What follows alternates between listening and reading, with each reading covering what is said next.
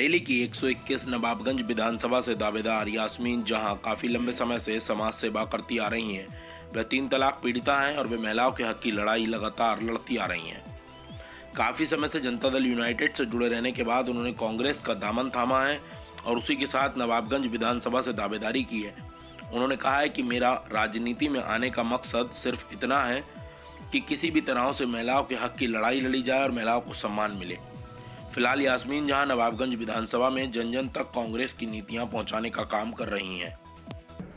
जी, मेरा नाम यास्मीन जहां है। कांग्रेस में किस पद पर हैं? जी, मैं पद पर तो नहीं हूँ, अभी सदस्यता ग्रहण करी है मैंने, और मैंने नवाबगंज विधानसभा से दावेदारी की है क्योंकि 40% जो कांग्रेस ने महिला को टिकट देने के लिए कहा है, इसलिए मैंने अपनी भी दावेदारी अभी आवेदन किया है। इस दावेदारी से पूर्व क्या करते थे आप राजनीति में? जी, मैं सोशल वर्कर हूँ, राष्ट्रीय अध्यक्ष नारी शक्ति नारी सम्मान सेवा समिति का, और जनता दल यूनाइटेड की प्रदेश उपाध्यक्ष भी रही हूँ। कौन सी सन में? 2019 से 2019 से 2021 तक। 21 तक। उसे कब छोड़ा आपने? रिजाइन मैंने अभी 12 तारीख को दिया है। महिलाओं का जैसे प्रियंका गांधी प्रदेश में आई हैं, उन्होंने महिलाओं के लिए किया है। अदर बहुत सारी पार्टियां हैं, समाजवादी है, बसपा है, कुछ कि 40% महिलाओं को टिकट के लिए नहीं कहा है। आम लड़की है, उसको भी उन्होंने कहा कि अगर एक्टिव है तो कर सकती है, बेटी है कर सकती है। ये उनका विचार मुझे अच्छा लगा और मैंने ये ज्वाइन कर ली। पहले महिलाएं इतना घर से बाहर नहीं निकलती थी। कोई भी अपनी बेटियों को बुर्के से, अगर हिंदू समाज में बेटियां होती थी तो पर्दा करके निकलती थी, पढ़ी लिखी नहीं होती थी, इतना उनको बाहर निकाले, पढ़ाते ही नहीं थे तो बाहर लड़कियां कैसे निकलेंगी। अब जमाना कंप्यूटराइज है, हर चीज़ ऑनलाइन है, बेटियां पढ़ रही हैं, बढ़ रही हैं, समझ रही हैं, समाज के साथ कंधे से कंधा मिला के चल रही हैं, तो आज तो उन्हें ज़रूरत है आगे बढ़ने की। तो इसलिए कांग्रेस ने आज ये ऑफर दे दिया। इससे पहले तो अभी तो बीजेपी है ना मौजूदा, तो अभी तो बीजेपी ने 40% नहीं कहा ना महिलाओं को देंगे, सपा ने नहीं बोला ना। अब तो बेटियां पढ़ रही हैं, वो तो बहुत जमाने पहले की आप बात कर। सिर्फ एक महिलाओं को सम्मान के आश्वासन पे आप कांग्रेस का दामन पकड़? महिलाओं से तो सारा समाज है। अच्छा। हम महिलाओं को लेकर चलेंगे तभी तो हम आगे बढ़ेंगे।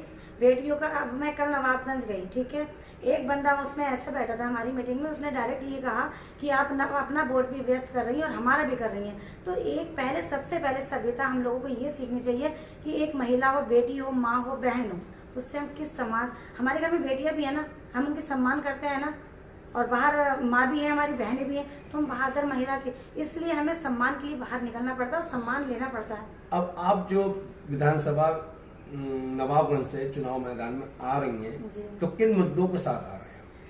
जी देखिए, पहले तो मुद्दा यही है, सबसे बड़ा मुद्दा ये है 40% महिलाओं को टिकट मिलेगा। इसका मतलब हम लोग आगे बढ़ेंगे। जब हम बढ़ेंगे तो अपने साथ 50 लड़कियों को भी वहाँ की सक्षम करेंगे, जागरूक करेंगे, पढ़ाएंगे, लिखाएंगे। दूसरा, महिलाओं का उन्होंने जो है 40% भागीदारी सरकारी जॉब में भी किया है, और महिलाओं के लिए, बेटियों के लिए यात्रा बस की फ्री करी है, ठीक है। पूरे उत्तर प्रदेश में या क्षेत्र वाइज?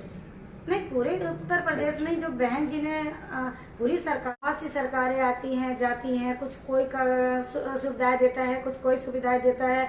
जैसे अब एक मौजूदा सरकार ने एक लगाया है लव जिहाद या फिर जनसंख्या और 3 तलाक का। तो मुझे सिर्फ ये बता दीजिए कि 3 तलाक में कौन सी बेटी को 3 तलाक के बाद इंसाफ मिला है?